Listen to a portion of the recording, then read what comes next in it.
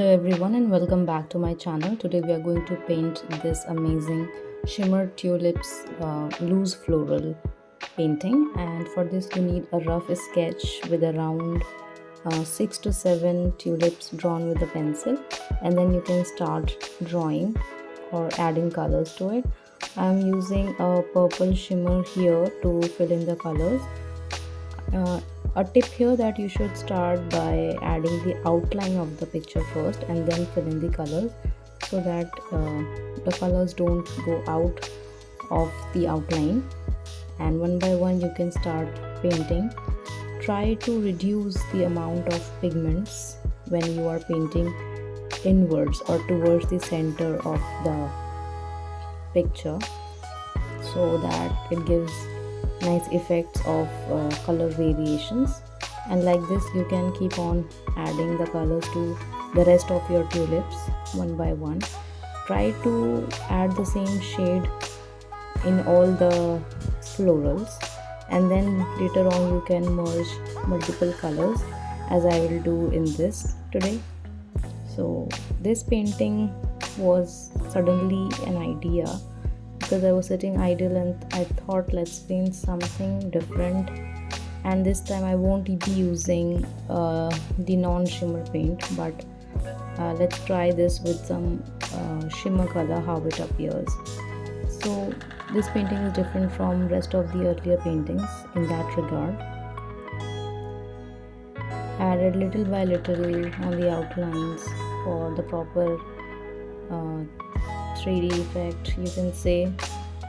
So that's how the coloring process came up in my mind, and one side of the painting was almost done, and I thought, let's do the same, repeat it for the rest of the florals. A pencil sketch is always a good idea before starting to do your painting, because it gives a rough sketch, a rough idea how the picture will come up, what locations you are allocating for the different elements of your painting. So this would actually give a proper idea, and the proportions, and how well the area of the entire paper should be distributed for different elements of your painting. So a rough sketch is a must before any work, whether it is a detailed work or it is loose or abstract or whatever you are doing. Just have a rough sketch in your mind and try to use very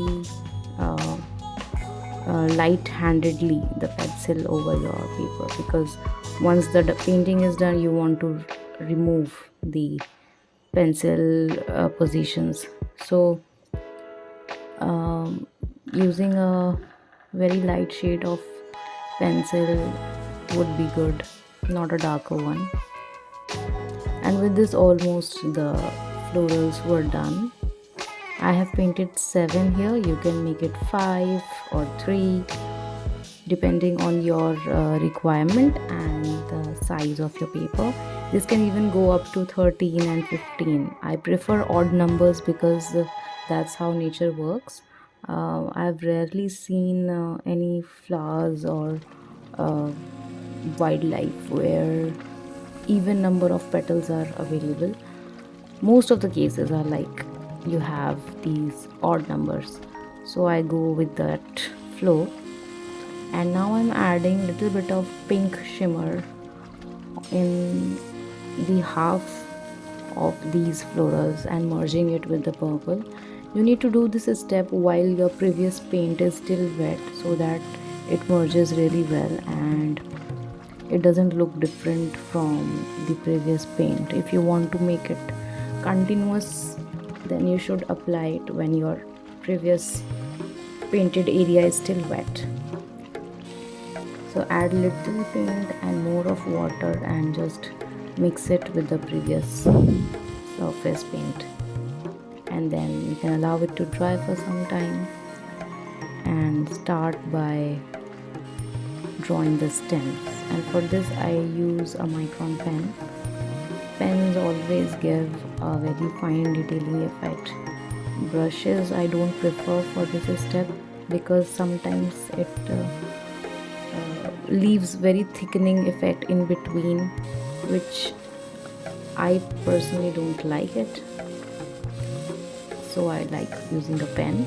And then for the steps of leaves, I have taken shimmer blue, and with the brush simply I am dipping the paint and then putting it in an alternate fashion along the stem, and this looks very delicate and sophisticated at the same time. If you want simple floral paintings, then this kind of picture would be a great idea. You can make it the cover of cards or your projects. You can beautify them, it would look amazing. And of course you can hang them around the walls of your house. Everyone will be so impressed by your skills, and I think you should definitely try it. It is very simple and this is step-by-step guide, so it won't take much longer to complete it. Merely I think it took me around 30 to 45 minutes including all the drawing steps. So yeah, you can try that.